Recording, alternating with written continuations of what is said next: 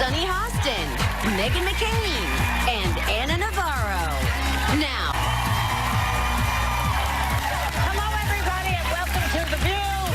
I have no idea why I came out like way earlier than everyone You're so else. excited to be here. There's a giant gap between you guys and me. I'm sorry. The Bachelor's here. And Jay Leno. And Jay Leno, yeah. So Whoopi's getting better every day, and we'll be back soon. I want you all to remember Whoopi. I hope she gets better, because I have a lasagna in my freezer just waiting for her. Oh, I do. Shared that lasagna. I do. She loves it. Yet. So did you ever wonder why your kid can't get into an Ivy League school, even though they have straight A's and great SAT scores? Do you ever think about that? Well, this could have something to do with it. College counseling service leader William Singer was just arrested as the ringleader of the biggest college admissions scam ever. He allegedly helped the rich and powerful, including actresses like Felicity Huffman and Lori Loughlin, get their kids into Ivy League schools through bribes, cheating on entrance exams, faking disabilities, and doctoring photos of kids playing sports. Now, everyone is shocked by this. Shocked. But, I mean, are you surprised? I'm not that surprised. Is that the I'm sad surprised part? they caught them, that's all. Isn't that the sad part, though? Like, when this broke yesterday, I was like, oh, shocking. Like, this is what I think we all knew was going on. I'm just thrilled that a spotlight is being put on it. Yeah. Because if this is one operation, but it does make you wonder how many others there are and how many other parents are paying off for their kids to get it through sports, or someone taking their exams for them, or whatever it is. I do want to mention that William H. Macy, Felicity Huffman's husband, is not charged in this.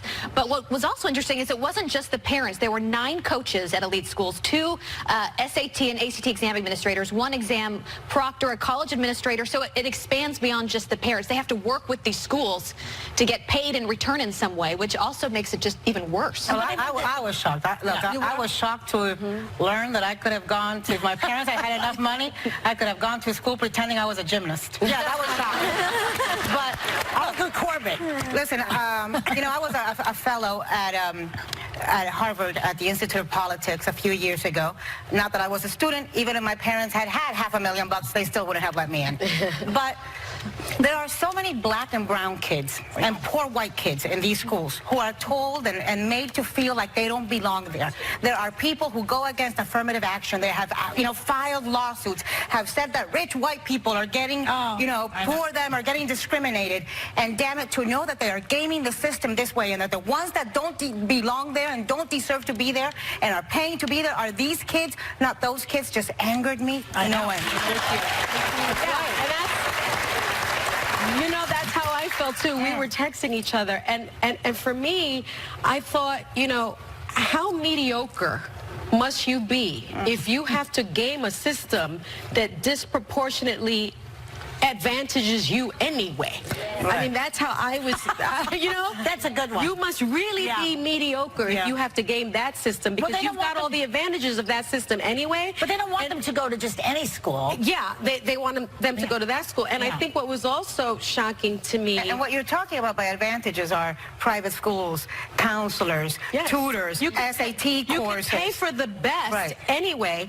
And I also thought, we know that people like Jared Kushner's family pays allegedly $2.5 million to get them in. We know the families that donate a wing to a building or donate a library. Well, that sometimes inures to the benefit of everyone. So I'm thinking, well, you donated the library, your kid got into Harvard. Okay, my kid's sitting in the library now. I may not be bothered, but this is fraud. This is someone taking the exam for your kid.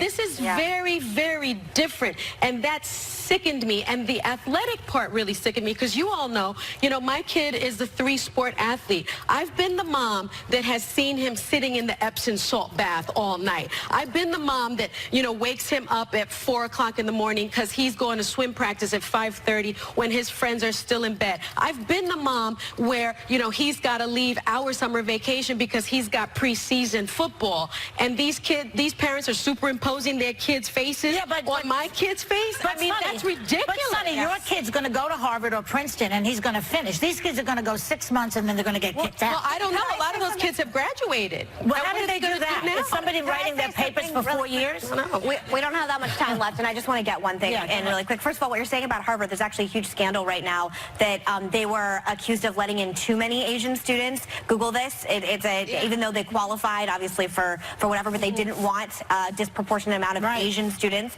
at Harvard University. Okay, for me specifically, not everything is about my family. I know. I read my tweets. I know what you guys are saying. But Aunt Becky's husband talked crap about ASU, okay? And at Arizona State University is where the McCain Institute for International Leadership is partnershipped with ASU, where they find students, identify, develop, and train a global network of character-driven leaders. That I have the luxury to be a part of that institute, and it was chosen because ASU is a premier educational system as well. And maybe it isn't as good from some people, Hollywood elite's perspective, as Harvard and Yale, but let me tell you something. ASU has a president, Michael Crow, who is an incredible president, who's been doing incredible things for a long time, and they clapped back and said ASU has no comment on glib, uninformed remarks, but underlying this is something important that deserves attention. Some universities have decided the most important thing they can do is turn away deserving qualified applicants just so they can seem more exclusive.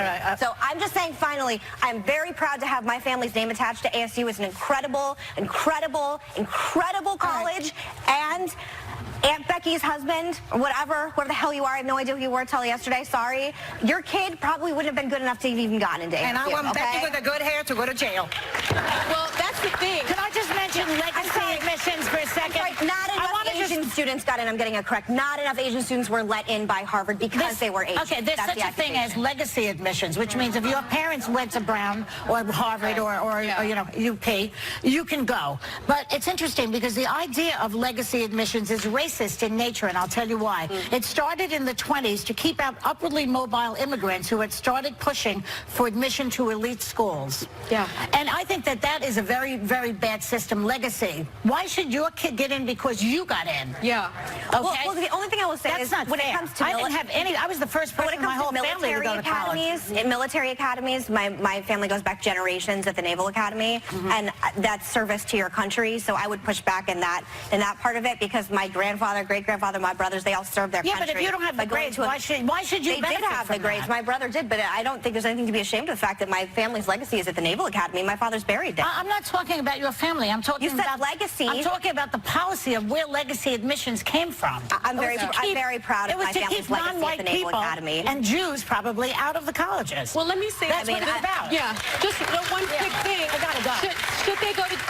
My question is, will these parents go to jail? I mean, the U.S. Attorney said that there shouldn't be disparate treatment. I wonder, is the American public ready for these parents going to jail? There are parents who are in jail for food stamp fraud. Yeah. And there are parents who are in jail for welfare fraud. And there are parents who are in jail because they pretended that they lived in another district. We have to go. You know, if they're in jail, these parents. Anna, I'm going to put you in jail.